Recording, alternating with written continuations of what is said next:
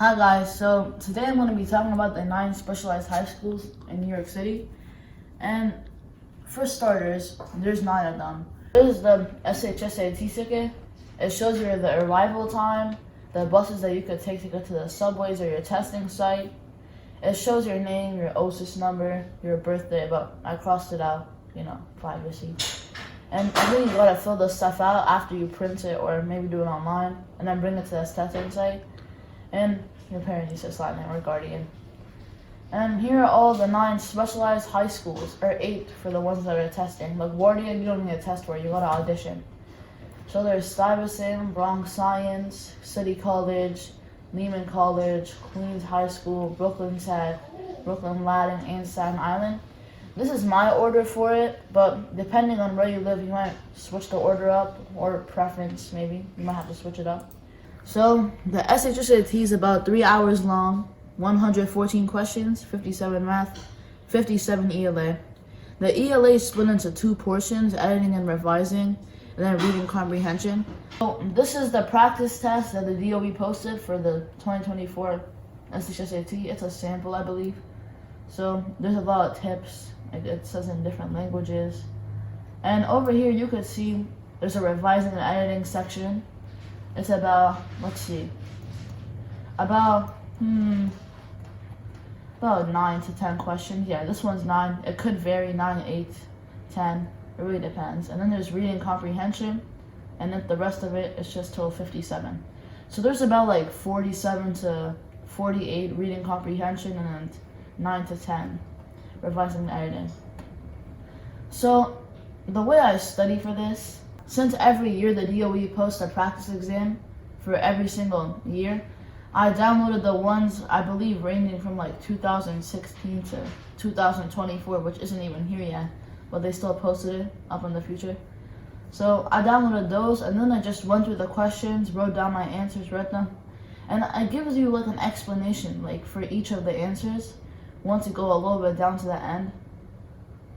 So I'm gonna scroll down. I believe it's past the math section too. So here's the math. It also gives you math too.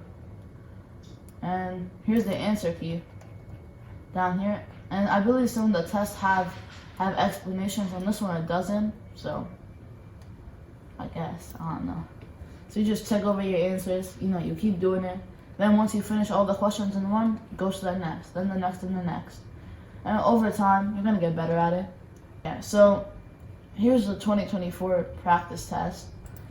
I downloaded 2021 over here. Downloaded 2020, 2022, 2019. Sheldon, yeah. Yeah, and more, right?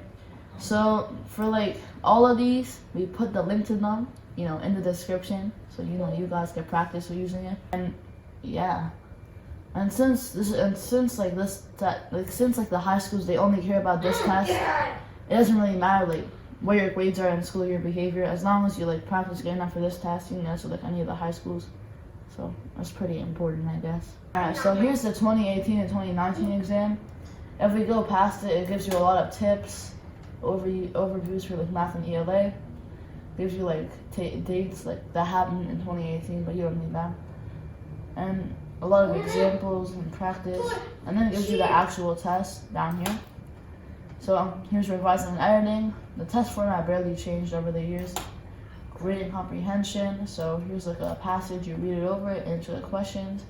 There's about 6 passages per each test, so it's not that much actually. So once you get past it, there's the math section. It's about 57 questions. There's 5 to 6 grading questions. It really varies on the test. Over here is, this one was 5. So there's no multiple choice answers for these. You have to actually find the exact answer. So here they are, pretty simple, basic ones, 7th to 6th grade questions. And yeah. And then the rest is all multiple choice till the test is over. Here's an answer key. So this one actually offers an answer key with explanations for the ELA section and the math, I think, too.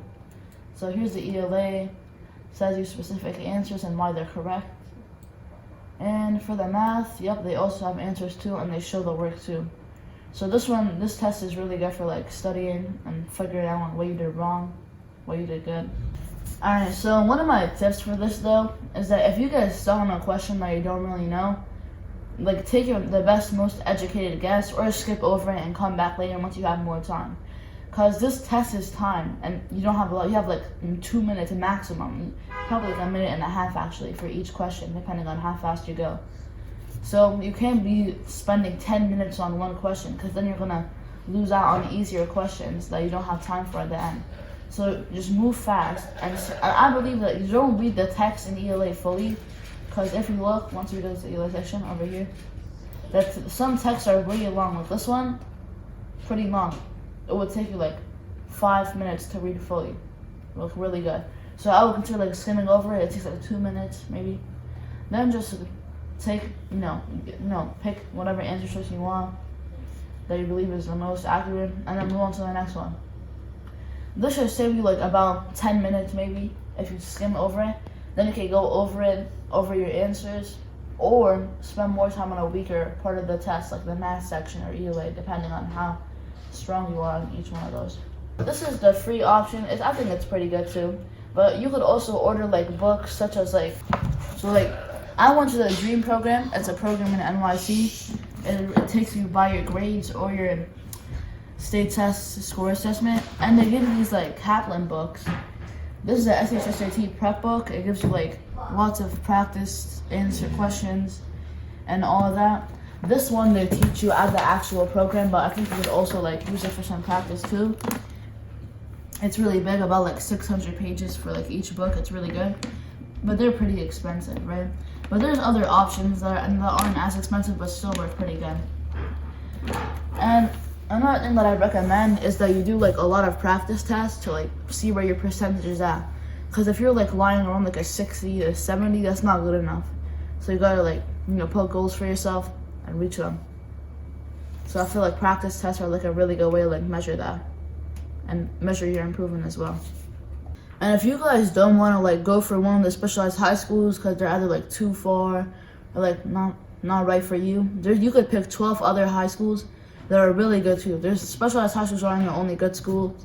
Like there's a lot of public schools like Beacon, Hunter, Bard. There's a lot of really good schools that don't require the test, but might require like essays, performances, auditions, stuff like that. So if you're like more into like other stuff other than like specialized high schools, then you could rank 12 choices for yourself in order of what you want, and you hope that you'll get into one of them.